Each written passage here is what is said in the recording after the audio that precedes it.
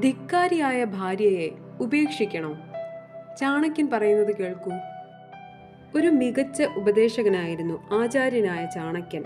ലോകത്തിലെ തന്നെ ഏറ്റവും മികച്ച പണ്ഡിതന്മാരിൽ ഒരാളുമായിരുന്നു അദ്ദേഹം. മനുഷ്യ ജീവിതവുമായി ബന്ധപ്പെട്ട പല കാര്യങ്ങളും ആചാര്യൻ ചാണക്യൻ തന്റെ നീതിശാസ്ത്രത്തിൽ രചിച്ചിട്ടുണ്ട്. ആചാര്യൻ ചാണക്യന്റെ അഭിപ്രായത്തിൽ ഒരു ധിക്കാരിയായ ഭാര്യയെ ഉപേക്ഷിക്കാതെ എങ്ങനെ സമീപിക്കണം എന്ന് നോക്കാം. ആദ്യമായി ചാണക്യൻ പറയുന്നത് പ്രകാരം ഒരു ധിക്കാരിയായ ഭാര്യയെ ക്ഷമയോടെ വേണം സമീപിക്കാൻ. രണ്ടാമതായി അവരോട് സ്നേഹത്തോടെയും ബഹുമാനത്തോടെയും സംസാരിച്ച് പ്രശ്നത്തിന്റെ കാരണം മനസ്സിലാക്കാൻ ശ്രമിക്കുക. അടുത്തതായി ചാണക്യൻ പറയുന്നത് പ്രകാരം ബുദ്ധിപൂർവം ധാർമ്മികമായി പ്രവർത്തിക്കുക.